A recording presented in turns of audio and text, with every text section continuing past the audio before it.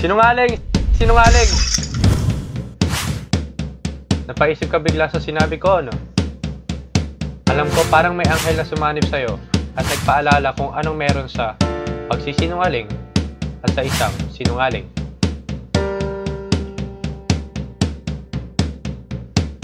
Ano ba ang pagsisinungaling? What is a lie? A lie is an intentionally false statement, an act of deceiving, an avoidable part of human nature, a form of deception. Sa madaling salita, nanloloko ka kapag nagsinungaling ka. Pero bakit? Bakit? Anong dahilan mo?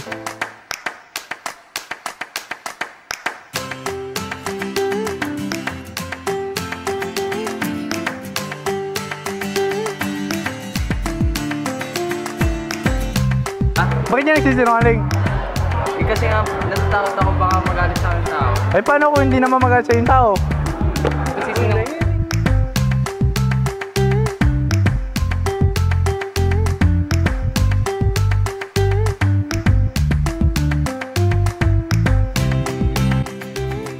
Ba't siya nagsisinungaling?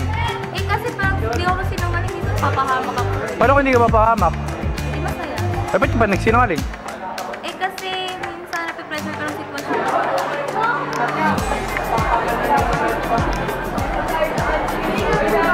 Yot, may tanong ako. Nagsinungaling ka na ba? Of course! Bakit? We're humans, we are made to make mistakes. Actions say the same as well. Opo, kasi wala naman tao nagsinungaling. Eh, bakit din nagsinungaling ka? White lies naman eh. Eh, kung white lies, Parang rin yun sa kabubuti ng future ko. paano kung hindi ka bubuti ng future mo yun? Hindi ako. I cannot turn back time. Isisinungaling ka ba? Minsan. Hindi, oo, hindi lang. Grabe ka! Hindi. Sa profession ka ba yun, hindi. Bakit? Siguro kahit teacher ako, pangat ang sinungaling. Bakit? Di ba minsan pag teacher kailangan mo rin magsinungaling? Siguro depende sa sitwasyon. Depende sa sitwasyon. Anong klase yung sitwasyon, sir? Siguro sa sitwasyon white lies. Hindi ka updated sa mga white lies.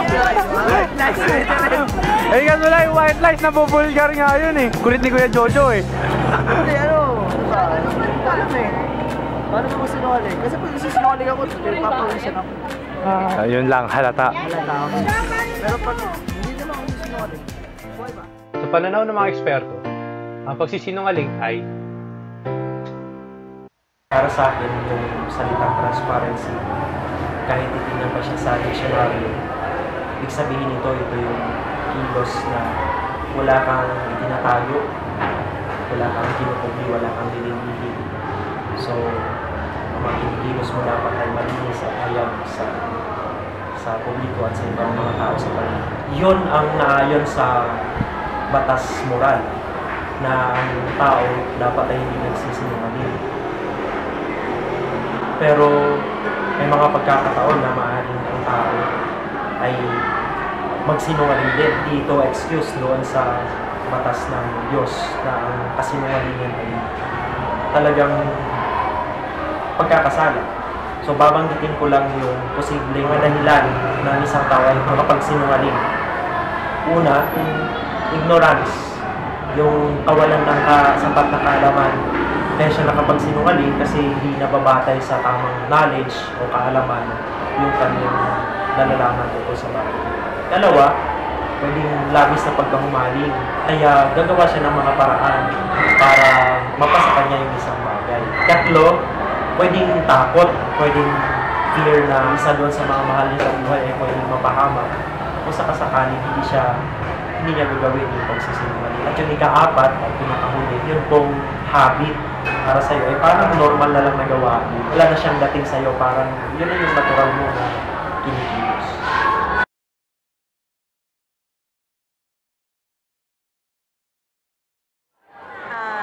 As a teacher and as an educator, I believe that transparency is an act of telling the truth. Whoever you are, wherever you are, what your position is, if you stick to your integrity, and you are telling what is true to yourself and to other people, I think that's transparency. Pagbibigay at pagpapakita ng katotohanan saan man, sino ka man, at saan man. Sa'yo, anong transparency? Parang kabaligtaran ng pagiging plastic. Kung ano siya, yun na siya. Kung ano yung pinapakita niya sa'yo, yun talaga siya. Ano kung meron palang ibang pag-uugali? Kunyari ikaw. Oo, siguro. Depende. May mga ganun eh. Depende sa tao kaharap niya kung ano yung example kasi may pinsan. Sobrang bait. Pag kami pero pag sa iba, kita mo, aloof ka kaya hindi siya nakikipag-usap sa iba. Pero pag yung kami kasama, yung tunay na siya, yun yung makikita. Depende sa taong kaharap. Kung ano yung papakita. Ano tingin mo sa mundo ngayon? Sa ano pa lang eh, presidente pa lang natin. Di ba lagi nakukuha yung mga speech niya. Pero pag may issue, hindi naman yun yung dahilan kung ba't dapat siya nag-speech. Magdagdag lang siya ng bagong issue na dapat sagutin ng isa pang tao. Kaya magulo, di ba? Hindi transparency yun. Pinapaikutin lang nila tayo. Walang matinong sagot. Nagsisinungaling ka ba? Oo. May tao ba hindi? Ano ba? Ako, nagsisinungaling ako eh. Malay mo, niloloko lang kita, hindi ko palang lalagay yung video mo. Bakit kasi sa'yo yan? Ako, okay lang. Oras ko.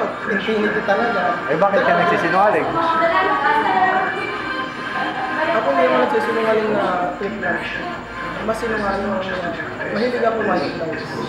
Why? Transparency kasi is a tool for you to be a true individual. Isang totoong tao. Wherein wala kang dapat itago, wala kang dapat inhibition sa buhay. That is transparency. Being true to yourself. Napakalawak ng topic ng transparency. Walang definition totally sa psychology.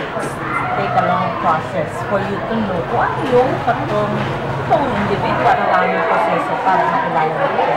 At makita natin sino ako o sino pa. Transparency is not the same as lying or being true na totoong totoo, hindi ka na nagsusunod. Hindi makukontrol kasi nasa pagkataong mo. Kahit anong tago mo lalabas sa labas, the action speak louder than words.